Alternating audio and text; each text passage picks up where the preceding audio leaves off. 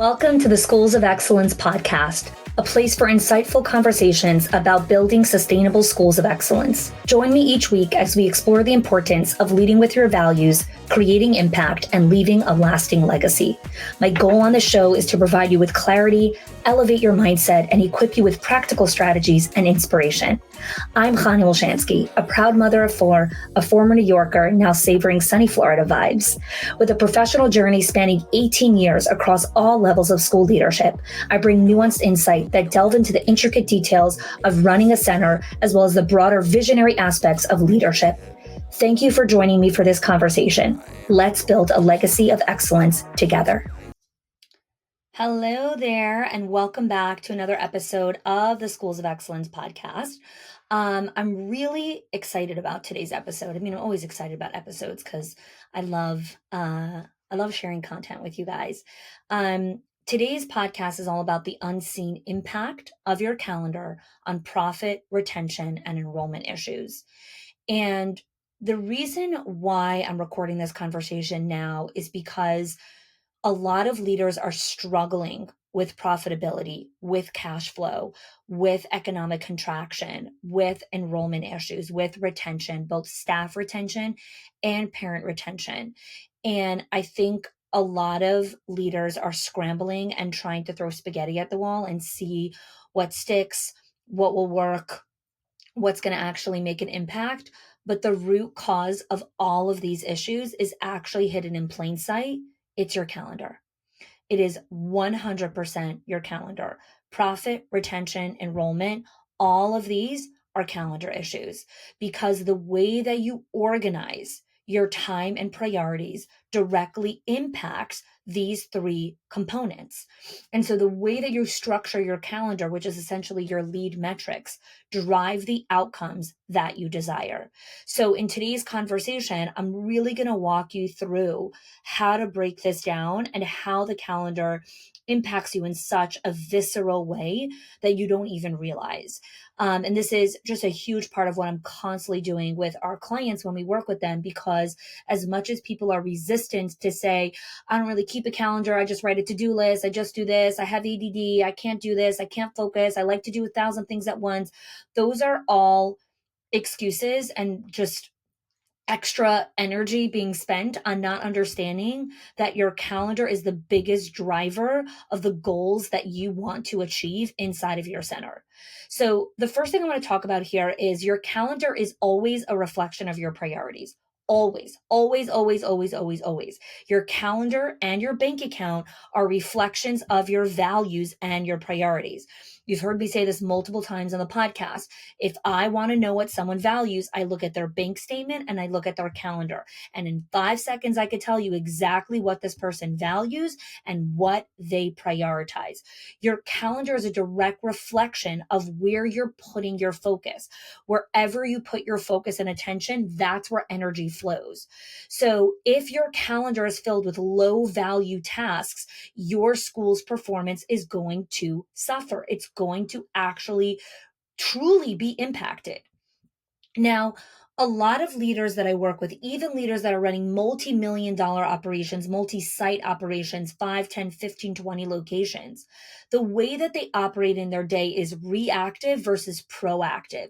They spend a lot of time reacting to the daily issues, to the questions that come at them, to the opportunities that are presented in front of them, instead of really proactively focusing on what is the activity that will drive the growth that I desire inside of my center. And so they don't dedicate enough time to activities that drive profitability, retention, enrollment, all of these things. And instead, a lot of time is focused and the energy goes to solving issues, management issues, communication issues, staff issues, leadership challenges, meetings of projects or kickoff calls of things that you don't need to be involved in. And all of these things are just showing you, look how many hours you're actually spending on low value activities. One of the exercises that I do regularly when I audit my calendar, I'm going to walk you through how to audit your calendar, is I quickly look at how many hours a week am I working in my business. So delivering, like coaching clients, delivering, doing any of those activities versus working on my business, which is activity that drives the brand growth, the IP creation, right? So in Schools of Excellence, we have 7 trademarks of assessments, diagnostics, and thought leadership that grow the brand. The podcast, what I'm recording right here, is a brand building activity. This is very different than an activity of coaching a client. Both are important, but I have to make sure that my calendar doesn't only have delivering and servicing people, but it's also brand building and working on my business. Recording a podcast and getting it out there is a perfect example of working on my business, because the podcast grows our brand and helps us reach thousands and thousands more people. So that's what I mean by looking at those things. And I'm going to explain more about it. Okay. The activity that you need to be looking at, and this is the first exercise you could do. So if you're driving or doing something else, come back and listen or press pause and take out a piece of paper. What activity directly impacts profit, enrollment, and retention? So if you're the owner and you're listening to this, do you know what activities only you can do that impact the profitability, the enrollment, and your retention? And if you're a director that's listening to this, or if you're an owner and you want your director to listen to this episode, what is their activity that directly impacts those factors? So not reactive, which is, oh, I ran the tour. Okay, but if you don't have enough tours because your enrollment is down, then you need to be doing activity that brings people to the tour, right? So that requires visibility. So if you remember in a previous episode, I had 3 strategies of how to increase enrollment this month. Go back to that episode. I walk you through how to be more visible as an owner. So you need to be looking at what impacts profitability. Well, payroll, expenses, auditing financials, all of these things impact profitability, but you have to know how to audit your financials and forecast properly from a cash flow perspective. This is something that we teach inside of our program, how to forecast properly, right? And understanding the discerning questions that you need to be bringing your tax strategist, your financial advisor, your accountant. They know what they know, right? To them, every single thing that they look at is like, this is how it has to be done. This is the best practice. This is the best practice. They don't know your center. And as a leader, as an owner, you have a responsibility to your center to actually come and ask the difficult questions to your financial team that is impacting your profitability. That's one component of just like payroll, expenses, all of that. Another bucket that impacts profit is product. Profit can be a product problem. What do I mean by that? Well, you might be struggling with enrollment because your offer doesn't align with your market anymore. And so you're marketing a product, your school, to people that don't need your product. So your enrollment is struggling. So this is not a marketing problem. Like, we need to hire more marketing people to help us rebuild our website and rebuild our ad campaigns. No, your profit problem is actually a product issue. You need to redevelop your product and make it stronger and make it align to what your demographic is seeking. We had a client that we were working with that she lives in the suburban area.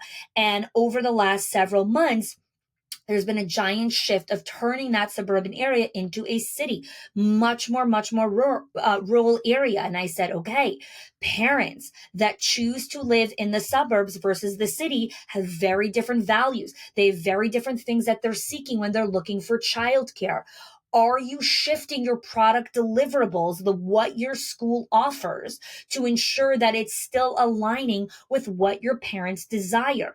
If you don't, you're going to have an enrollment problem. So this is me guiding the client, forecasting and showing her, this is right now a calendar issue, right? You need to dedicate time on your calendar to revisiting your product, making changes to it before you go and start marketing it again, because you can market all day long, but if your product isn't strong to deliver to your demographic, you're going to have an enrollment issue, which is going to be a profitable issue. So when I communicate this and when I explain this to clients, it's very earth shattering for them and like, whoa, I didn't realize that. Calendar is always the root cause. Let's go to staff for a second so that I could go even higher level for you before I go into some more nitty gritty things. When I was a director for many years and I led schools. When teachers, and I was also a mentor teacher, so it started when I was a mentor teacher. When young staff or new staff in the workforce would come to me and say, I'm struggling with transitions. I'm struggling with this child. This kid is hitting all the time. I can't figure out how to get circle time running properly. Whenever we have to pack up to go outside, one kid always falls or starts crying. There's always an issue there.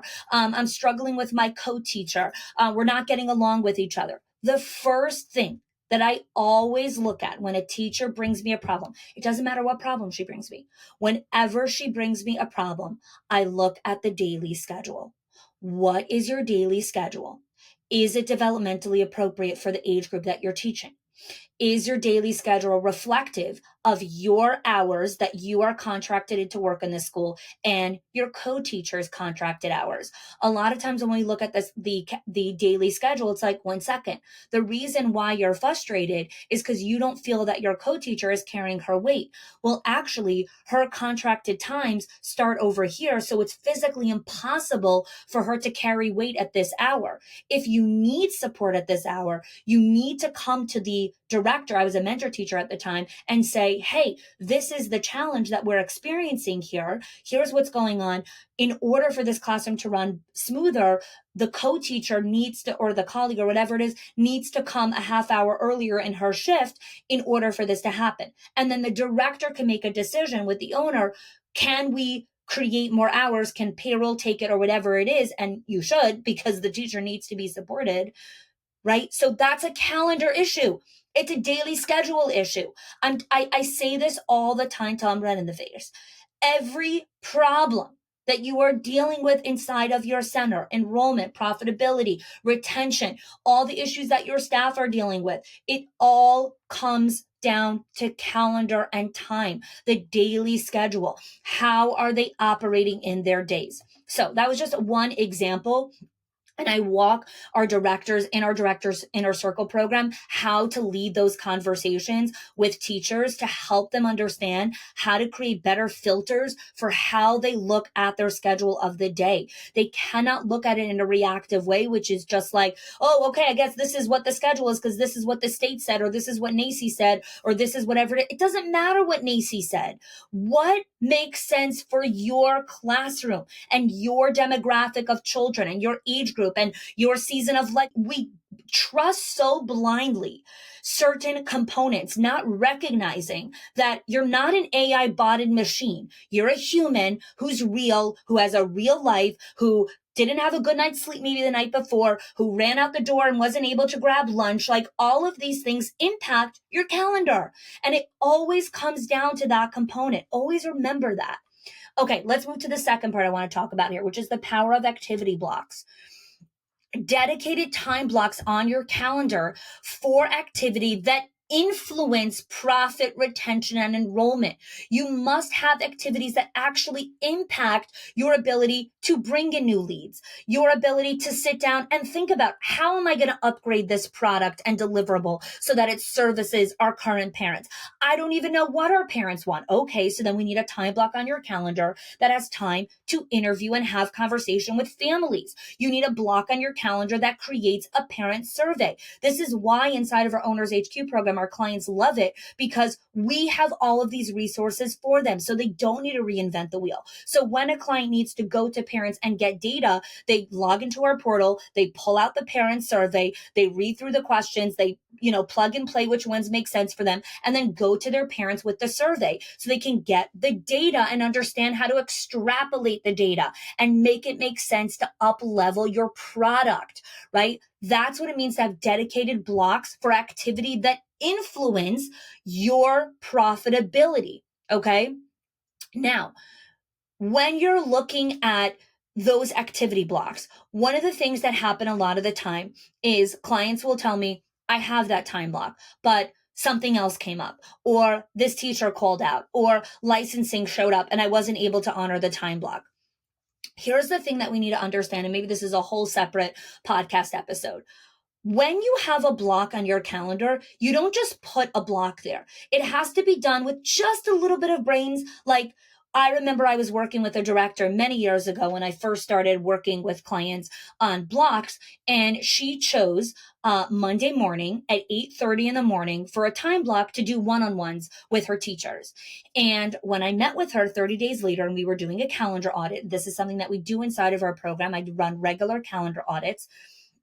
I said, well, how's it working out for you, your one-on-ones at 8:30 on a Monday morning? And she said, well, I never get to it. I said, well, let's think about why. Why would Monday morning at 8:30 probably not be an ideal time to run one-on-one? She's like, well, I'm usually doing morning arrival. I'm like, oh, so 8:30 on a Monday morning is actually a block of time that says morning arrival, not one-on-ones.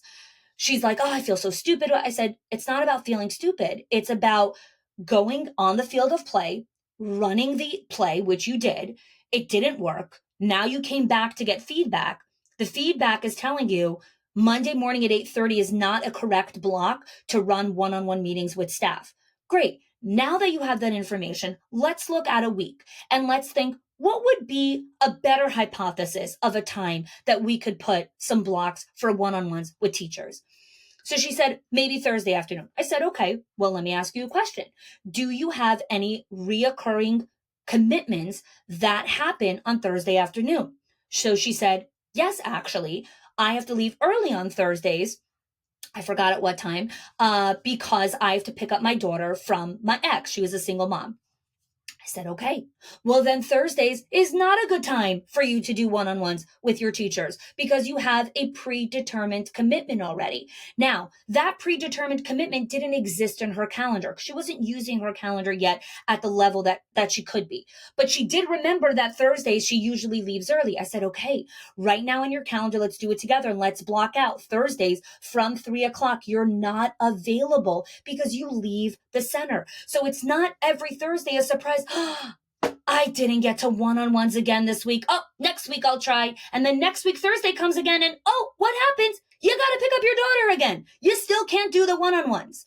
So put a reoccurring block inside of there. Now, for some of you that are listening, this feels so basic, and that's fine. For some of you that are listening, it's like, wow, I didn't realize that component. And filter it through the lens of where am I making this mistake over and over again, and putting something in my calendar, knowing very good and well that I'm probably not going to get to it. And it's just a placeholder. No, blocks are not placeholders. They're actual blocks of time that you need to work on the profit producing activity. Okay, let's continue. Inside of the membership, we have a framework called the School Leader Scorecard. This is a framework that I created about 3.5, almost 4 years ago at this point. And the School Leader Scorecard helps owners categorize their activity based on their value, ranging from $10 an hour tasks all the way to $10,000 an hour tasks. Most of the time when our clients run through the School Leader Scorecard, they recognize that close to 60% of their time is focused on $10 an hour tasks. Well, let me tell you something. If you're an owner and 60% of your time is on $10 an hour tasks, you're going to have a profit problem. You're going to have a serious profit problem. Your activity needs to be on $10,000 an hour tasks. What is an example of a $10,000 an hour task? Sitting down and redoing your product offer is a $10,000 an hour task. You as an owner sitting in a block of time, 90 minutes, 2 hours, and brainstorming ideas of how to reposition the offer or what else you can offer parents or how you can redesign or remessage it, that's a $10,000 an hour task, because when that's completed, you can actually go to the market and actually increase your profitability because you're actually communicating to your demographic. That's one example of a $10,000 an hour task. A $10 an hour task is plunging a toilet, scrolling on social media, walking around the building saying, does anyone need anything? That's a $10 an hour task. You don't go around saying, does anyone need anything? Thinking well, I'm just always available for my staff. Well, I'm really like that. We're really like a family. I really need to connect with everyone. No, you don't. You need blocks of time where people can actually connect with you in a meaningful way and have a conversation with you. That is a $10,000 an hour task. Sitting and connecting with a member of your leadership team and working through and building out a system. So not just like dealing with the issue at hand, but actually like, this is an issue that came up. This is a systems gap. Let's sit together over here and brainstorm. How can we build this problem and actually now turn it into a system?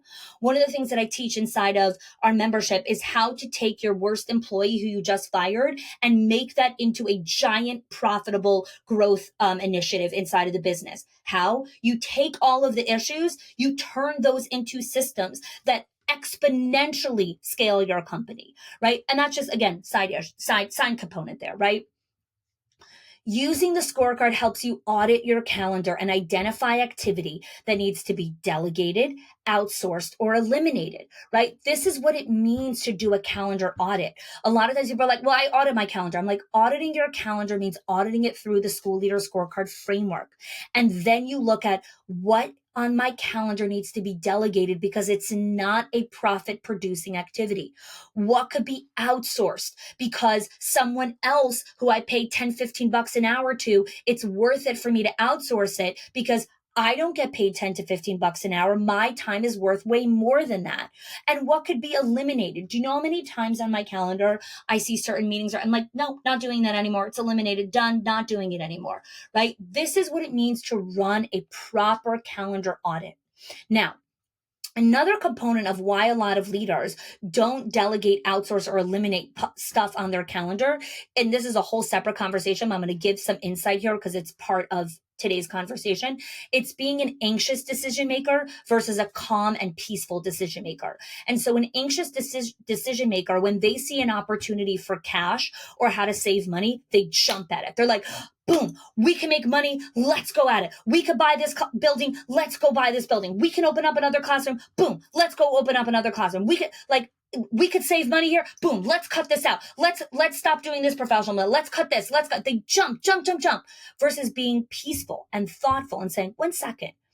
Does this align with my calendar goals, right? With the business goals? So I want to tell you just a story that literally just happened a couple of months ago, where just to recognize what it means to be a thoughtful, intentional decision maker about opportunity that comes to you. So I had someone reach out to me who asked me to do a full kind of in-depth training on site in their company. So they wanted me to come to do like a big leadership intensive, 2 days in their company. It would require a lot of like pre-work and then in the center itself, and then work in the center, and then follow-up calls and implementation and all of this kind of stuff. And it's the kind of stuff that I love to do. I love connecting with leaders. I love coming inside of schools. I love all of this kind of stuff, right? And it was in a tremendous profitable opportunity. So it was going to get paid a lot. She was getting funding from the government as well. And it was going to be a huge cash injection into our business. But I don't just say yes to opportunity. I have filters for how I make decisions with my calendar, right? Because always remember, my calendar determines the profitability and the growth and the sustainability of the company. So before I went and said yes or designed a proposal or did anything, I sat down with my mentor and I said, okay, here's the opportunity. Where are my blind spots in seeing this within my calendar? And then the first thing that Todd said, who's my mentor, was, this is a no. You need to say no to this opportunity. And here's why, right? And then we spoke about it. Why?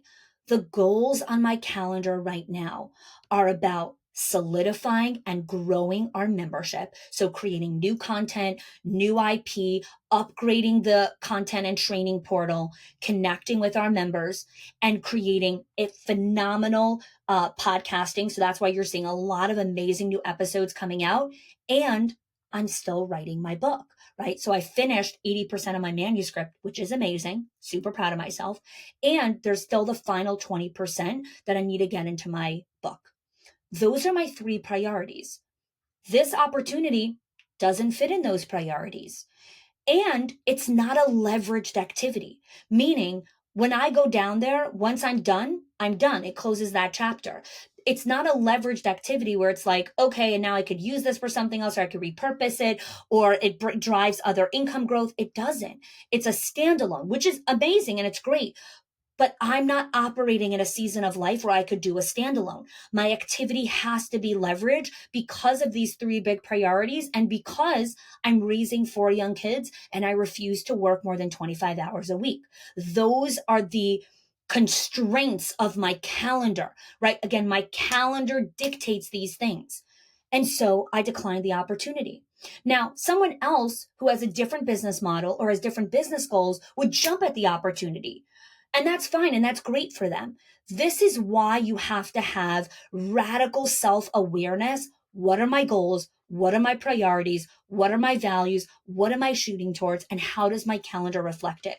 This is why I run calendar audits with our clients, our owners, our legacy members. Our legacy members get Voxer access, like texting back and forth. They'll text me questions that they're committing to on their calendar because the calendar is everything. It drives everything. And while I had to sit in probably an hour or two of discomfort of saying no to that opportunity because I really wanted to say yes, I knew and I know that the future version of me and my calendar will be grateful that I said no to that because it keeps me anchored. Because in 90 days from now, I want better and upgraded content in our training portal for our members. I want more podcasts that are timely and focused and driven for you guys who listen to the podcast. And in 90 days from now, I want to finish the final 20% of the book so we can start the production phase and then the pre-launch phase of getting the book out. Hopefully by July of 2025 is our goal. If I took my eyes off of those three priorities and moved it to there, one of these three priorities would be hurt, which means in 90 days from now, I would not see the result that I'm looking for. So a lot of times leaders will say things like, well, we set that goal, we set that intention, but teachers called out or this happened. And it's like, no, those are the most dumbass excuses ever. That is not why you didn't hit your goals, because someone called out or you were short staffed or whatever it is. That is not the reason. Your calendar is not disciplined and focused on your priorities and your focus. And a lot of that has to do is you don't know what you're supposed to prioritize. You don't know even what you're trying to achieve in 90 days from now. You're just trying to get through the day. You're just trying to figure out, oh my God, we're hemorrhaging cash. Where do I boom, boom, boom, stop everything so that I could stop hemorrhaging cash? You're not thinking strategically and pausing. This is why our clients work with us, because we ride them through some of the most craziest, ambiguous seasons of leadership and help them stay grounded, sturdy, thoughtful, intentional about how they're committing to their calendars. Okay, let's go to the final component of today's conversation, which is follow through and accountability. As you build out your calendar to reflect all of these components, conducting regular audits ensures that you remain aligned with your lead metrics and your profit goals. Your lead metrics are your accountability blocks, right? Your lead metrics, it's not fancy. It's just what is the activity on your calendar. Those are your lead metrics. I could look at someone's calendar and write it. I don't have to look at any fancy dashboards. Show me your calendar. I'll tell you exactly what your lead metrics are. I'll show you exactly what they are, because your calendar tells me what your lead metrics are and what the goals, the profit goals are inside of the organization. And running regular audits. So we typically recommend our clients run them every other month, audits on their calendar at the minimum once a quarter. Once you get really good at this, you could do it once a quarter. I have a regular block on my calendar that I do a calendar audit on my own, and then I do it with my mentor, Todd. So I'll do it on my own first. I'll work with it on my team. Then I bring that calendar to Todd on a coaching call and I'm like, okay, here is what my calendar looks like now. These are the priorities. These are my activity blocks. This is what I'm committing to. Where are my blind spots? What am I not seeing? What opportunity am I missing out on? Where are some risks that I'm not looking at? What are some potential threats that are coming up that I am being blind to right now? That is the goal of a mentor, right? A good mentor can do that, right? And Todd will do that for me. And I do this for our clients. Our team and our company does this for our clients so they can forecast and look at things properly. Okay, so let's summarize here, okay? Because this was a big kind of juicy episode. So we started the conversation about you understanding that there's a massive unseen impact of your calendar on profit, retention, and enrollment. Then I walked you through why your calendar is a reflection of your priorities, the power of activity blocks, what the school leader scorecard is, which is our framework for how to categorize activity based on value, ranging from $10 an hour task to $10,000 an hour task. That is inside of our Schools of Excellence membership. And then I walked you through how to do follow through and accountability. So what I want to invite you to think about here is, firstly, hopefully this just whole episode was super valuable. Go back, listen, take notes, rewatch, do all the things. And if you're also listening to this and like, I need to run calendar audits. I need a calendar, period. I have a profit problem inside of my center. I have an enrollment challenge. I have a retention issue, which is also a profit problem and a calendar issue. I have a parent retention issue. I'm not retaining families. Families are leaving. My lifetime value of a parent has dipped. All of these things are systems and frameworks that we want to be implementing into your activity blocks on your CEO calendar, on your calendar as a school leader. And this is what Schools of Excellence does amazingly well. We really understand the foundational components of time, of mindset, of how to build this into your calendar, and the systems and the frameworks to execute. So you're not reinventing the wheel. So you're not taking a 4-hour time block trying to figure out how to create a survey. You just plug and play from the surveys that we have. You're not trying to sit down and figure out what are all the different ideas of how I can upgrade this product. You use our framework of questions to filter through what are the different deliverables that I should even be thinking about, not just jumping into a Facebook group into the abyss and saying, what are all the new things that you've added to your parent, program or whatever it is. That is not going to help you. That's a $10 an hour task. Going into the Facebook group and asking people, can anyone share ideas or hit me with that's a $10 an hour task. It is so low level. That is not how a leader thinks. A leader has a framework for how they think through things. They have questions. They have filters. They know how to strategize through things. All of these things are frameworks that we teach inside of the program because your time is so precious as a school leader, and you want to be leveraging it and doing the things that only you can do, and tap into resources and frameworks and models that have already been built so you can expedite your learning curve. Thank you so much for joining. The link is in the show notes to apply for the Schools of Excellence membership. You'll see our Directors Inner Circle, our Owners HQ program. If you're an owner or a director, you can apply. You'll see which program is a fit for you. You and I will get on a right fit call. We'll see, is this the right season? Is this the right time for you to join? I'll share with you more information about the program, and I look forward to connecting with you. Thanks for joining me today. If you are loving the Schools of Excellence podcast and have gotten any value out of it for your school and for yourself, I would love if you can do 2 things for me. 1, subscribe to the show so you never miss an episode. And 2, can you please leave us a review? Reviews help other school leaders know that this is the podcast to learn about building a school of excellence. And I'd be so grateful if you can do that for us. Your help and support make this show be able to listen to by thousands of other school leaders around the globe. Thanks so much for listening and giving us your time and attention each week.